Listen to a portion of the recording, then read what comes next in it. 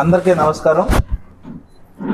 ఈరోజు ప్రధానమంత్రి గారు హైదరాబాద్లో మాట్లాడుతూ భారతదేశంలో పొదుపు చేయాల్సిన అవసరం గురించి మాట్లాడారు.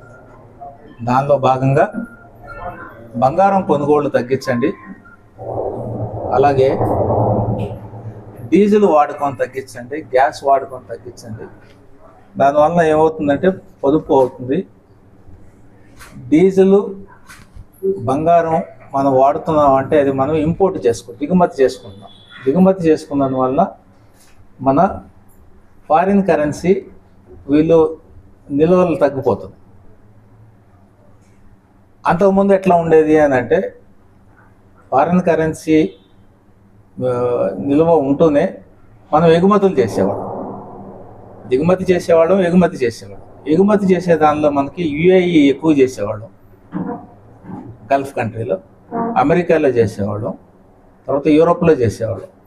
ఈ కంట్రీస్కి ఎగుమతి చేసే పరిస్థితి ఇప్పుడు లేదు, ఎందుకంటే యుద్ధ ప్రభావం వల్ల యుఏఈ ఎఫెక్ట్ అయిపోయింది, అమెరికా కూడా ఇన్వాల్వ్ అయ్యింది దానిలో.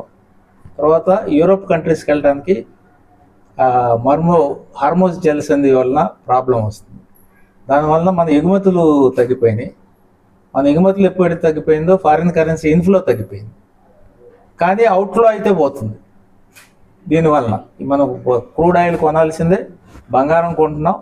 బంగారం మీ అందరికీ తెలుసు, మనం ఇక్కడ కొనే ఆభరణాలు మొత్తం కూడా మనం బంగారం దిగుమతి చేసుకొని టన్స్లో దిగుమతి చేసుకుంటాం. In the form of biscuits or rods చేసుకొని దాన్ని కన్వర్ట్ చేసుకొని ఆభరణాలు ఇండియా మొత్తం కొంటుంటాం మనం. అది తగ్గించినందువల్ల మన దిగుమతి తగ్గుతుంది. ఫారిన్ కరెన్సీ మనం ఎప్పుడైతే ఎగుమతి చేస్తే రావాల్సిన ఫారిన్ కరెన్సీ ఆగిపోయిందో మనం చేయాల్సిన నెక్స్ట్ ఆల్టర్నేటివ్ అంటే ఉన్నదాన్ని కాపాడుకోవటం అంటే ఇది మెథడ్స్ అనే ఉద్దేశంతో మాట్లాడారు.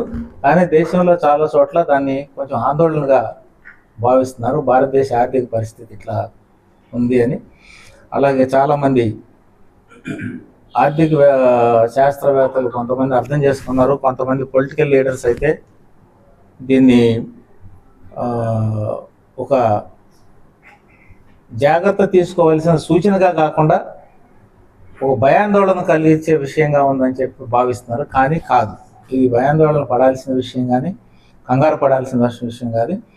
భారతదేశం యొక్క భవిష్యత్తును ఆలోచించి రాబోయే 2-3 నెలల్లో ఈ మిడిల్ ఈస్ట్లో లేకపోతే వెస్ట్ ఏషియాలో యుద్ధం కానీ కొనసాగితే మన పరిస్థితి ఏంటి అనే దానికోసం జాగ్రత్త తీసుకోవడం కోసం గౌరవనీయులు ప్రధానమంత్రి గారు ఈ పదాలు వాడటం జరిగింది. అయితే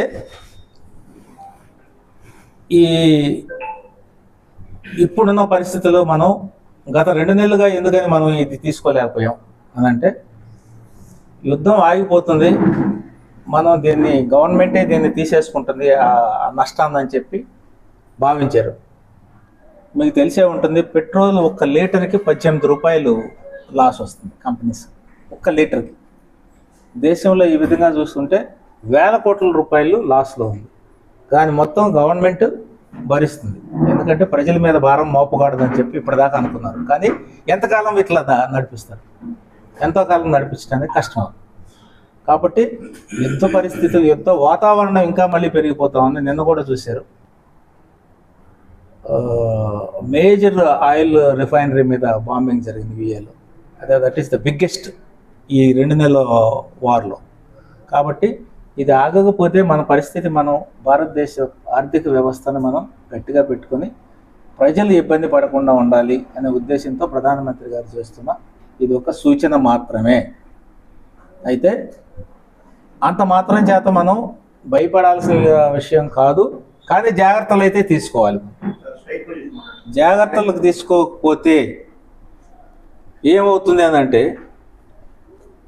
మన దేశంలో ఉన్న దారిద్ర్య రేఖ ఉన్న కింద వాళ్ళు, తర్వాత వర్కర్సు, తర్వాత వ్యవసాయ కూలీలు అందరూ ఎఫెక్ట్ అయ్యే పరిస్థితికి వస్తుంది. వ్యవసాయం కూడా ఎఫెక్ట్ అయ్యే పరిస్థితి వస్తుంది. ఎందుకంటే మనకి ఫెర్టిలైజర్స్ దిగుమతి చేసుకుంటాం, న్యాచురల్ గ్యాస్ దిగుమతి చేసుకుంటాం. ఈ 2 ఎప్పుడైతే మనకి యుద్ధ ప్రభావం వల్ల ఆగుతాయో మనం పంటలు పండించలేని పరిస్థితికి వస్తుంది.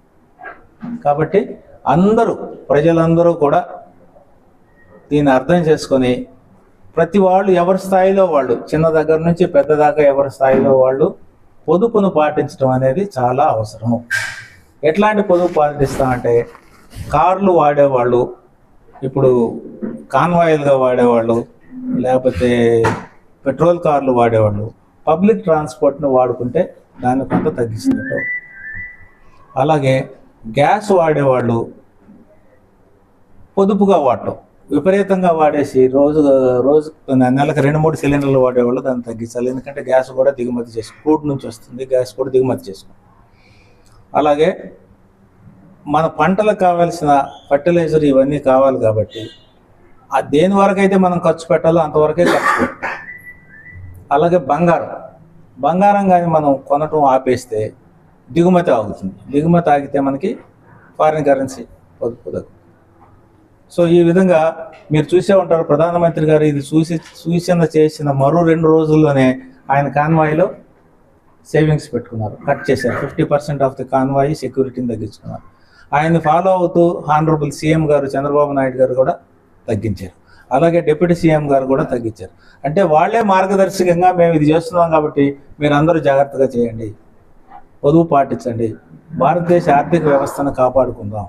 భారతదేశంలో ఉన్న ప్రజలు రాబోయే 30 రోజులు, 60 రోజులు, లేకపోతే 90 రోజులు మన యొక్క జీవన ప్రమాణాలని ప్రభావం లేకుండా బ్రతకడానికి చేద్దాం అనే విధాన్ని వీళ్ళు చెప్పడం జరిగింది.